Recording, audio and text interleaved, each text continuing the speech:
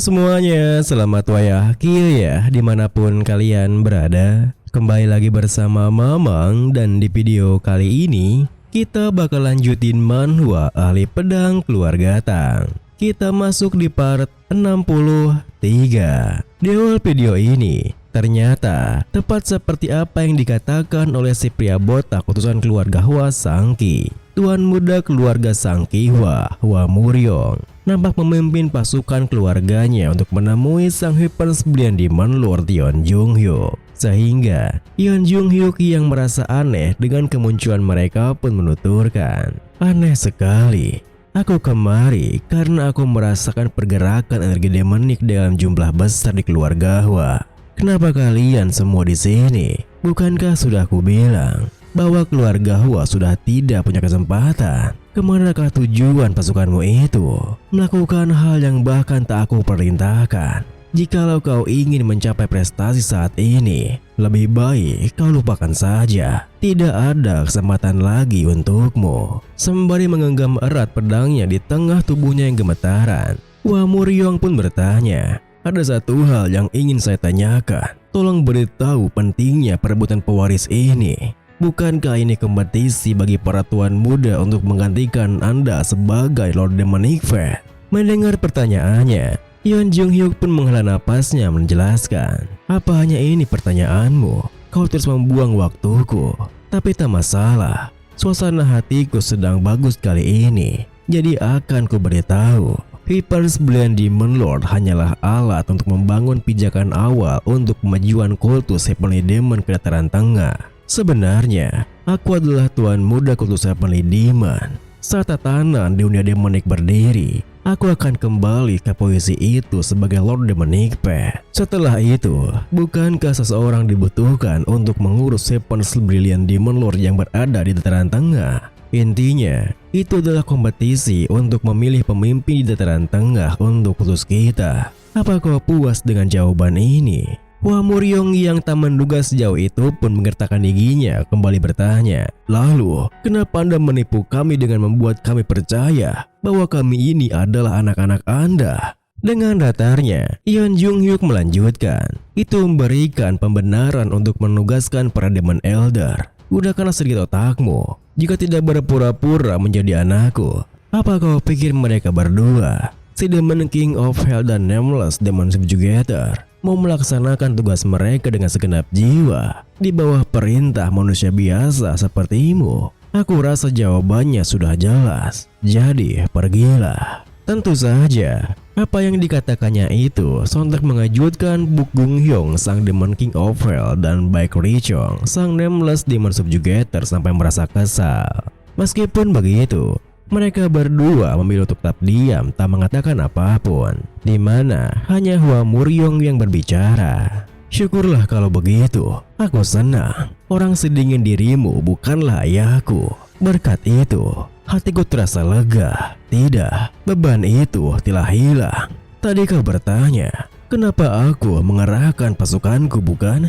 Aku datang untuk membalaskan dendam ayahku, Golden Spirit. Brengsek. Mendengar niatannya, Yeon Jung-hyuk yang tak menduganya pun tersenyum bertanya, "Balas dendam? Aku mengerti. Kalau begitu, keluarga Sangki Hwa akan kehilangan segalanya. Tapi, kenapa dengan kalian juga?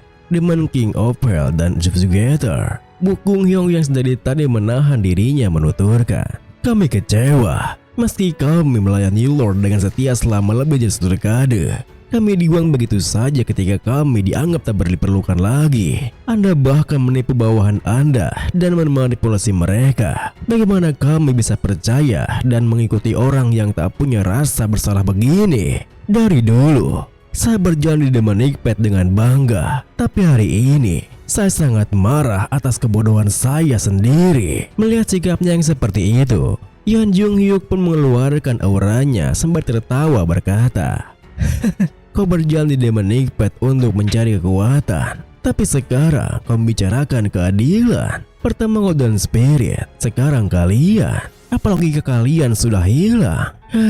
Kupikir kalian masih akan berguna untuk sementara waktu. Tapi sepertinya tidak ya. kalian semua akan mati sebelum matahari terbenam hari ini.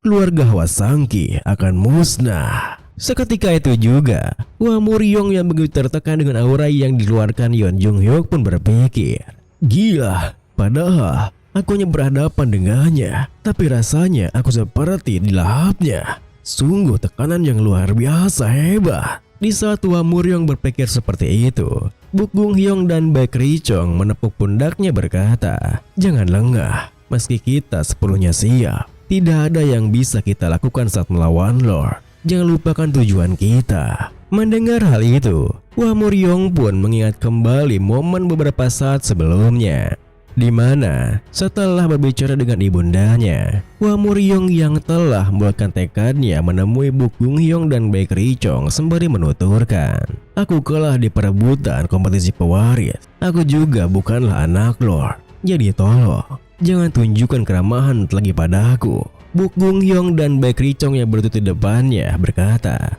jangan mengatakan seperti itu. Meski Anda gagal dalam perebutan hak waris, ikatan kita tetap ada. Guru dan murid seperti yang diajarkan.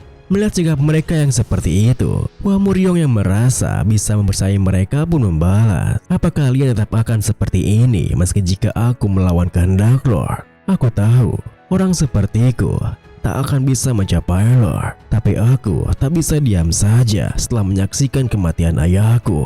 Jika aku bisa menyebabkan sedikit saja gangguan pada rencana Lord, aku akan mempertaruhkan segalanya untuk bisa menghalanginya. Meski apa yang dikatakannya itu begitu mengejutkan Buk Gung Hyong dan Baek Ri Chong, mereka berdua yang memahami maksudnya menimpali. Jika itu yang Tuan Muda inginkan, kami akan berada di sisi Anda sampai kami mati. Kini, setelah mengingat momen tersebut, Hwa Muryong yang kembali mendapatkan rasa percaya dirinya pun karena merasa punya orang-orang yang percaya padanya dan mengikutinya berteriak, dengarkan semuanya, kita akan bertarung tanpa ada peluang menang. Aku bersyukur kalian semua mengikuti meski tahu hasilnya. Keluarga Hwa tidak akan hidup di bawah perlindungan Hiper 9 Demon Lord. Meski sejarah mencatat bahwa keputusanku ini bodoh atau bahkan tidak pernah menyatakan sama sekali. Daripada bertahan dengan garis keturunan palsu, aku lebih baik mati sebagai orang bodoh tapi jujur, karena berdiri di atas diriku sendiri. Aku minta pada kalian semua, Demon keluarga Hwa, jadilah bodoh sepertiku. Tepat setelah teriakan itu, seluruh pasukannya pun menerjang maju Yeon Jung-hyuk tanpa keraguan sama sekali. Kita beralih pada Master Okyang yang nampaknya tertegun berpikir setelah mendengar kabar dari si botak perwakilan keluarga Hwasangki. Ini apakah perpecahan internal sedang terjadi saat kami berdiri di sini? Hal seperti itu, jika itu benar, bukankah ini waktu yang tepat untuk kami bergerak? Saat Master Okyang berpikir seperti itu, Master Okyang tiba-tiba saja bangkit mengeluarkan pedangnya sembari menuturkan, perpecahan internal ya? Bagus, itu berarti para bajingan Demon Fate saling menyerang. Dalam kekacauan itu, bahkan Yeon Jung-hyuk pasti akan membuat celah. Kita tak hanya akan memenggal keluarga Hwasangki yang menginvasi Monhwa dan Jongnak, tapi juga bajingan Yeon Jung-hyuk itu dengan satu serangan cepat. Tapi sebelum itu, kau botak, saat keluarga Hwa menginvasi Monhwa, kau ada di sana bukan? Melihat sikapnya yang seperti itu, Master Okyang yang tak bisa menahan dirinya pun langsung saja menamparnya sembari berkata, kau pikir kau bisa membunuh musuh yang 4 power convergence stag master saja tak berani melawan? Serangan diam-diam di tengah kekacauan katamu. Sadarlah senior, apa kau pikir itu akan berhasil? Saat senior sampai di sana, keluarga Hwasangki sampah itu pasti sudah musnah. Master Okyang yang begitu putus asa mencengkeram kerah baju Master Okyang sembari membalas, lalu apa yang harus kulakukan? Kita kehilangan ketua sekte hak tepat di depan mata kita. Bagaimana dengan balas dendamku? Apa menurutmu aku tak punya hak untuk membalas dendam padanya karena aku lebih lemah darinya? Master Okyang yang dengan tenangnya menimpali, lihatlah ke bawah. Itu adalah pedang Master Hallyu. Hanya kita yang tersisa yang bisa mengurus peninggalan ketua sekte Hallyu. Jika kita juga mati, siapa yang akan meneruskan kehendaknya? Apa yang harus kita lakukan sekarang bukanlah balas dendam, tapi untuk memastikan pengorbanan ketua kultus sekte Hagyo tidak sia-sia. Untuk menghormati dan meneruskan kehendaknya, kita harus selamat sampai akhir. Mendengar hal itu, Master Okyon yang mengambil patahan pedang Master Hagyo pun kembali menangis terseduh-seduh. Meskipun begitu, tangisan tersebut mampu membuatnya merasa tenang. Sehingga sebelum pergi dari sana, Master Okyon menuturkan, "Maafkan aku, Hagyo. Hanya ini yang bisa kulakukan saat ini. Saat perang ini selesai, aku pasti akan memberikan pemakaman yang layak. Sehingga semua orang dari Monhua dan Jongnam bisa mengingatmu. Ayo pergi." Kita beralih kembali pada Yeon Jung-hyuk yang nampaknya telah membantai habis pasukan keluarga Hwa sendirian. Di mana di atas tumpukan mayat mereka, Yeon Jung-hyuk yang tengah mencengkram leher Hwa Muryong menuturkan, "Menyedihkan. Jadi hanya ini yang bisa kalian lakukan meski menyerang bersama? Hanya inikah seluruh kemampuan kalian? Aku tidak mengerti. Bukankah sudah kau bilang sejak awal, kau bahkan tak akan bisa mengambil tetes darah pun dariku? Kalian hanya menyia-nyiakan mayat kalian. Jika kau tidak melakukan ini, setidaknya kau bisa terus hidup." Mendengar perkataannya, Hwa Muryong yang sekarat pun tertawa berkata, "Kau penasaran kenapa aku tertawa? Kenapa kau tidak menggunakan kemampuanmu itu untuk mencari tahunya?" Seketika itu juga, Yeon Jung-hyuk pun menggunakan deteksi energi jarak jauhnya, yang bosnya langsung menyadari jika para sampah Monhua yang telah diperingatkannya tadi kini telah menghilang dari deteksi energinya. Sehingga Yeon Jung-hyuk yang bisa menebak maksud Hwa Muryong pun bertanya, "Jadi, kau membuang nyawamu dan para bawahanmu itu untuk membiarkan para musuh lari?" Hwa Muryong pun menatapnya tajam menuturkan, "Musuh? Musuh siapa? Musuhku ada tepat di depanku. Kau, Hyper 9 Demon Lord. Meski kami tak bisa melukaimu sedikit pun, jika kami berhasil mengganggu rencanamu dan menggores harga dirimu, itu sudah cukup." Tepat setelah Hwa Muryong mengatakan itu, Yeon Jung-hyuk yang telah mengubah energi di telapak tangannya pun langsung saja menghujamkannya pada Muryong sampai mampu melubangi dadanya layaknya tahu. Dunia pun diakhiri dengan lalu bersamaan dengan Muryong yang tewas terkulai di sana, Yeon Jung-hyuk tersenyum menegaskan, "Bodoh sekali.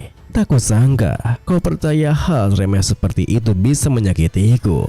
Aku puji dirimu. Aku suka nyalimu. Kau bukan orang bodoh yang tak bisa apa-apa. Seharusnya kau menunjukkan sisi itu saat menghadapi Monhua dan Jongnam. Tapi tetap saja itu menghibur. Lihatlah dari alam baka sana, betapa sia-sianya perlawananmu itu. Akan kutunjukkan padamu secara pribadi, sehingga seluruh dataran tengah akan menyadarinya."